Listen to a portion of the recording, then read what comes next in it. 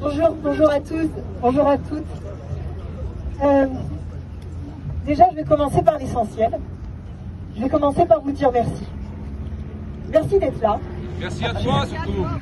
Je suis souvent sur les petits écrans, vous savez, en soutien, et je sais que c'est important. Et là, maintenant, c'est vous qui êtes pour moi, là pour moi. Et vraiment, je vous en remercie parce que je sais que ça compte. C'est ça qui compte le plus, même, Jean. Merci.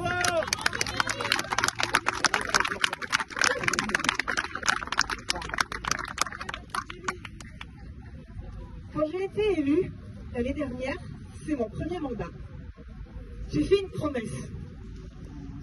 J'ai fait la promesse d'être toujours là pour ceux qui se battaient. J'ai fait la promesse d'être toujours la porte-parole de ceux à qui on ne tend jamais le micro. De ceux à qui les caméras ne vont jamais voir, ne vont jamais faire de reportage, ne vont jamais demander comment ça va, ne vous tendent jamais le micro. J'ai été élue pour ça. Et cette promesse, c'est parce que je l'ai honorée que je suis là aujourd'hui. C'est parce que j'ai été là pour les transdev, quasiment tous les jours, pendant 2 mois. J'ai été à Lieusaint, j'ai été à Volpénil, j'ai été à Lagny, j'ai été à Céris, j'ai été à Vulaine et j'ai été aussi à Chelles. J'ai été là dans chacun des dépôts qui se sont mobilisés. Et cette promesse, je peux vous assurer que je vais continuer à la tenir.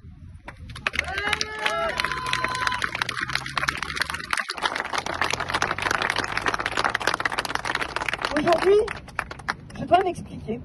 J'ai dû m'expliquer en tant que conseillère régionale et c'est pour ça que j'y suis allée avec mon écharpe.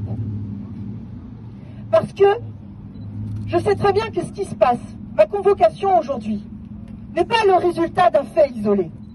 Ce n'est pas le résultat de quelques individus qui seraient convoqués de ci, de là.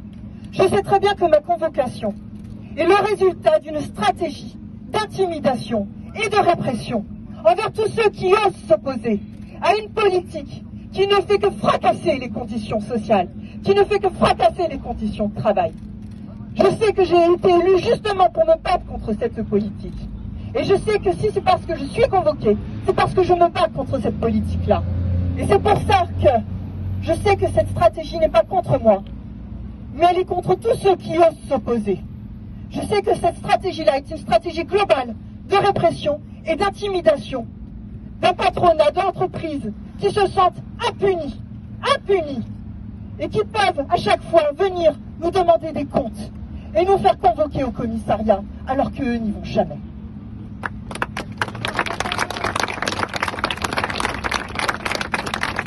Je ne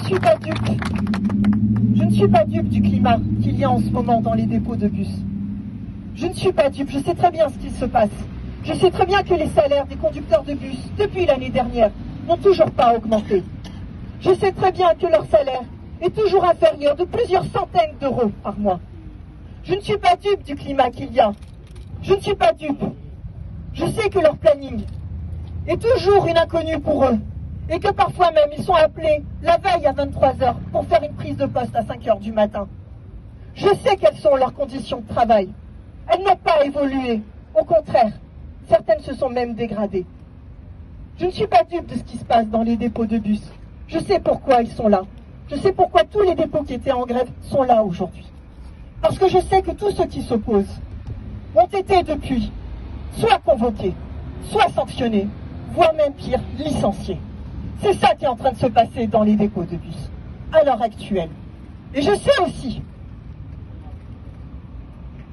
que les sanctions, elles sont là contre eux.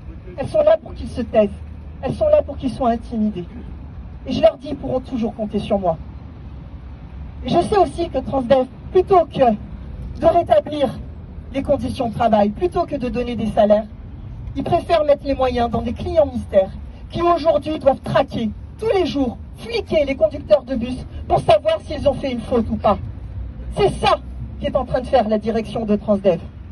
Et je sais qu'ils préfèrent mettre des moyens dans la répression plutôt que dans le progrès social. Et donc je leur donne un message aujourd'hui. Ma convocation, s'ils voulaient m'intimider, eh bien c'est raté. C'est bien raté même. Je peux vous dire que ça a au contraire conforté ma détermination à me battre pour les libertés fondamentales, la liberté syndicale, la liberté de manifester, la liberté de faire grève. Je sais que ces libertés sont fondamentales. Parce que s'il n'y a plus la mobilisation syndicale, s'il n'y a plus la mobilisation sociale, et s'il n'y a plus la mobilisation politique, alors que nous reste-t-il pour nous défendre? Rien. C'est pour ça qu'ils pourront toujours compter sur ce bloc populaire que je vois là sous mes yeux.